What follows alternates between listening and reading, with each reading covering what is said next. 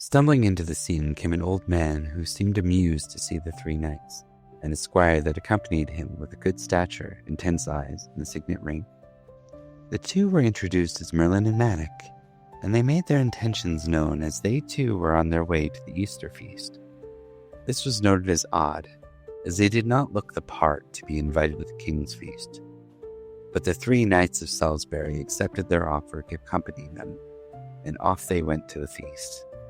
Prince Uther Pendragon, brother to the king, stood before the audience and announced that he was recently made aware that he had a bastard son, and he sent for him. Madoc, the boy from the forest with intense eyes and the signet ring, stood before his father and was acknowledged by the prince. Well, that doesn't bode well. And he walks with him and he goes, Meg, I noticed that Madoc isn't here, but the fact that everybody's being so tense about it, something's wrong, isn't there? Well, he was supposed to be faster. We all went to Estergales to speak to the Archbishop. He was to bless the prince in honor for acknowledgement that he is the true prince. Right. And they kind of look at each other and they're like, he one of the other knights says he was supposed to be back already. And the other knight kind of looks at him and he says, yeah, but then he met her. Well done, Prince. You've done a very good job here. Excellent. I saw you ride in alongside many noble knights. He nods. But battle still yet awaits us, sire. The Franks are regrouping at Rouen. We should march on them. Let us meet them and destroy them, as your father swore. And then we will have more glory. We have enemies at our borders and traitors in our west. We depart with the next tide. What do you mean? Your father swore. The battle. We've won one battle, but I am more. not my father. He shrugs. How? But we are on the verge of... The Praetor seems to take a moment. Gets a hold of himself. Very well. Then victory to the honorable, he says, drawing his sword to those. We go, those who are with me. We leave poison behind us. For 2 points. Why the hell does Madoc have knights out in the forest, way to the west, right now? His own personal knights? Didn't hear any news about that. That seems strange. On top of that, the three of them look like they were... they have holes in them, too. Not like arrow holes, more like javelin holes. Like, it looks like they got hit with an ambush and then hanged after, left to be eaten by crows, which is a very dishonorable thing to do. Or rather, probably in this era, it's more like something you do out of hate and spite. That you were still in heaven, like I had hoped. May Christ have mercy on your soul, Zagreus. For Logris will have none. There is no more Logris. You will soon see that. You've crafted an interesting picture with massacre as your brush. You will not like the results. Edric will pick up the body of Madoc. Yes, we'll grab his body. And then we will go, because we can't fight 40 people. The boy has only been his captive for a time. I've been his captive for much longer. I fell for her. I thought she fell for me. But it seems the king couldn't keep his hands off her. There was a child, a daughter. Oh, I know not where she is now. My daughter, Lenny, she herself was raised here. Even after my wife's death, she remained at my side. Then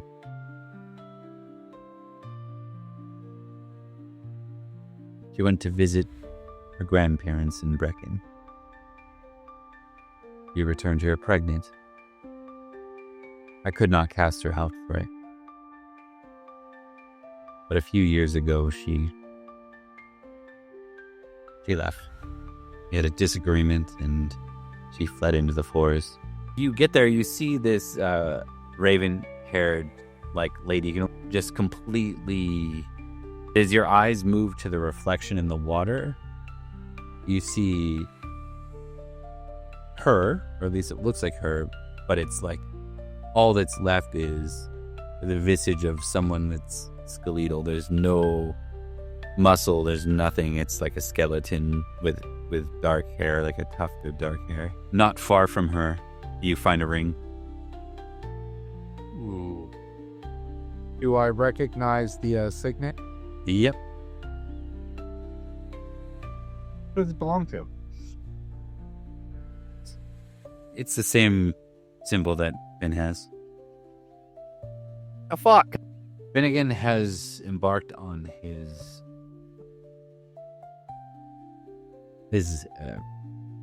duties as a squire outside of your lands.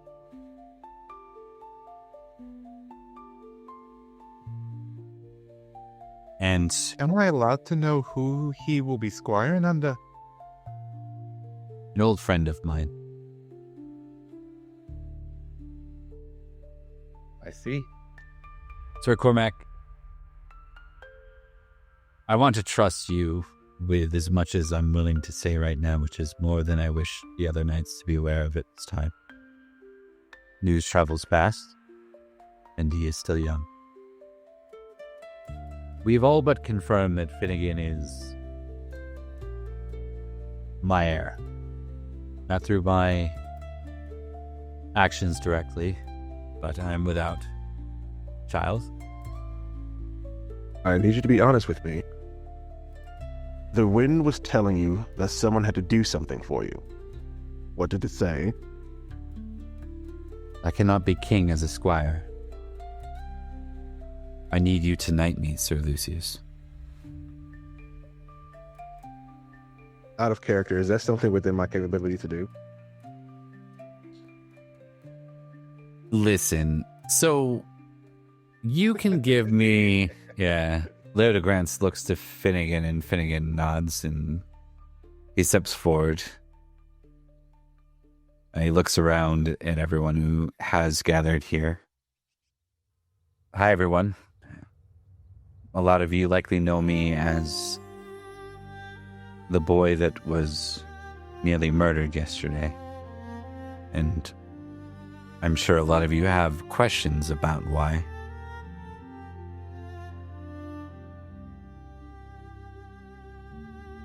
I've been hidden away for some time, as the stories tell.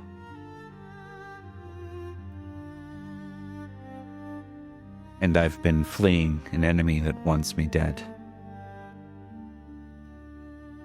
Not of me, but of my kin, to eliminate us.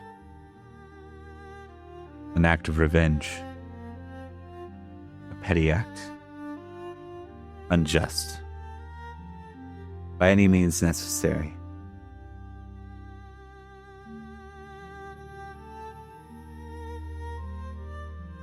I am the heir of Uther Pendragon. And it is under King Nanteliad's understanding that I would remain hidden. But he is not the king of Logres, nor the prince, or the heir apparent. I've been forbidden, though I'm a knight, from participating in the king's war. But I am a knight.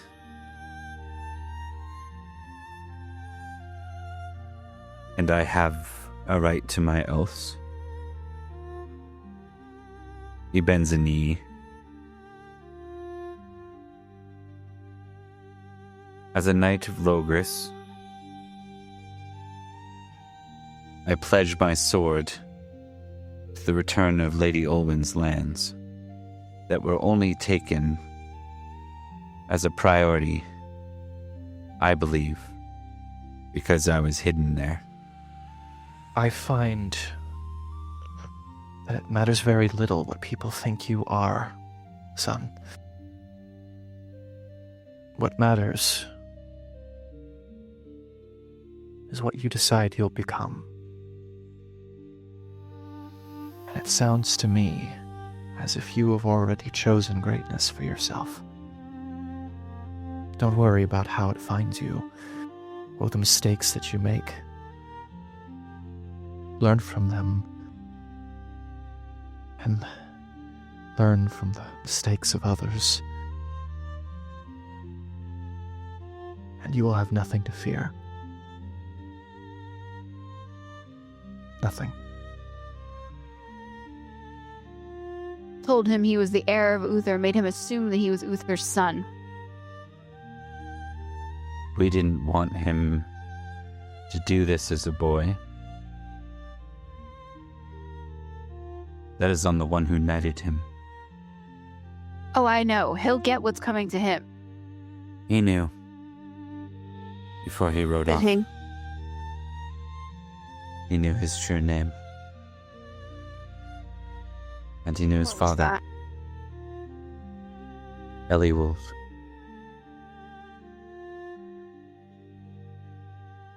It's what his mother named him.